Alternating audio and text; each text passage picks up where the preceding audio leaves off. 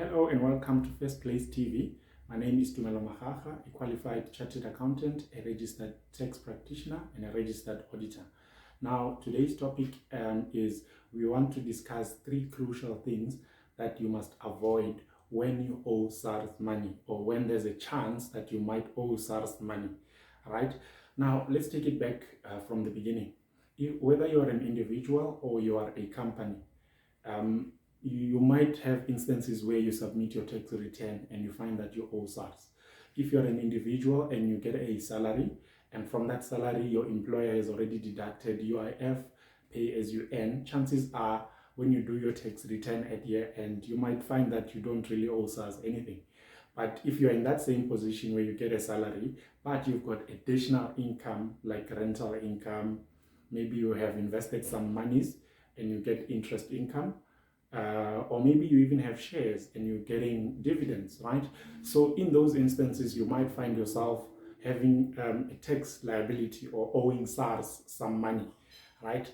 Or if you're running a business, you have a company that is registered, maybe you're registered for VAT or you're registered for PAYE, even income tax. There are instances where you will submit those tax returns and you'll find yourself owing SARS, right? So today we want to talk about what are the three crucial things that you must avoid when you owe SARS money or when there's a chance that you might owe SARS money, right? So thank you so much for joining us today. And let's jump straight into it. Now, ladies and gentlemen, the first thing that you must avoid is to say to yourself, I will not submit this tax return because I don't want SARS to know that I owe them. So in other words, you avoid submitting the tax return, or you don't submit the tax return in order to avoid paying SARS or SARS knowing about that possible or potential liability that you have towards them, right? Now, first of all, that's illegal because you need to declare all your income to the revenue receiver. You need to declare your income to SARS. That's the law, guys. So that's one reason. And secondly, each and every tax return has a due date. And after that due date, what happens is SARS starts charging you what is known as admin penalties, and they will accrue every single month. So it's a situation whereby you can run away from it, but at some point it will catch up with you because those admin penalties will eventually pile up, and SARS will start sending you letters of demand to say pay the admin penalty. And obviously when you're paying the admin penalty, they will also require you to submit the tax return that you have not submitted. And the whole situation can just go south very, very quickly. And the second thing that you must avoid is to say or to submit your tax return after the due date or at a later date when the return is now overdue, right? The same thing will happen. You will start incurring penalties. And I've heard people say to me that, you know what, I owe SARS, the return is due at the end of the month, but I will only have money in 3 months' time. So why not delay this submission and only do it when we have money to pay SARS? Guys, that's not how it works. That due date is important.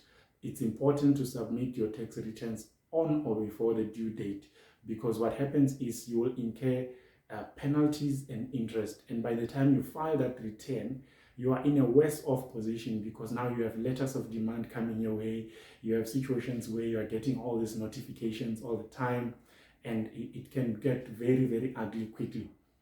The third thing that you must avoid doing is to submit the tax return but failing to make payment to SARS. Whether you submitted it on time or after the due date, the one thing you must not do is failing to pay SARS. Once you declare that income or that liability or whatever it is that is in your tax return, make sure that you honor the payment. For example, if you have collected employees' tax from your employees, that is not your money. That is money that belongs to your employees. So it needs to be passed over to SARS. If you have collected VAT on behalf of SARS, you've charged your customers VAT, you've claimed some VAT, and you need to pay over whatever is remaining in that instance. Even the same applies if when you've made a profit in your business. There's legal rules that apply. The Income Tax Act requires you to pay income tax, right? So there's no saying that I won't pay SARS, although I've submitted my tax return.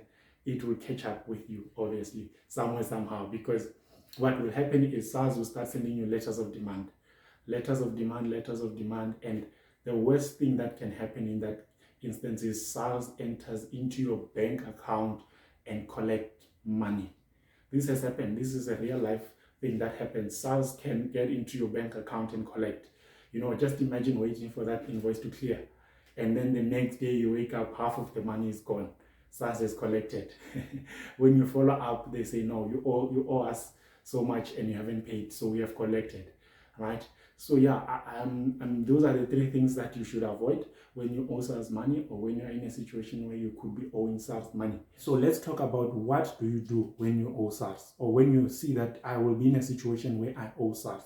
Now, what we recommend is that talk to a tax practitioner, talk to an accountant, and approach SARS for a debt arrangement, what is called debt arrangement. Now, this is whereby you say to SARS, guys, I acknowledge I owe you so much, but I cannot pay it off all at once. What I need is to pay this off in installments.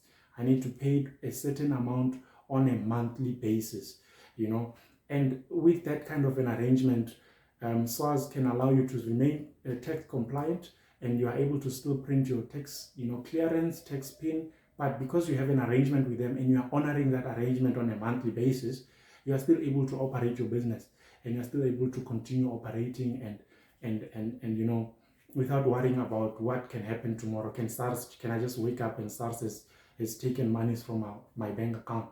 Even if you are an individual, you can apply for a tax debt arrangement. You can apply for that, and SARS should be able to approve such an arrangement if you are saying you cannot pay all of this amount all at once.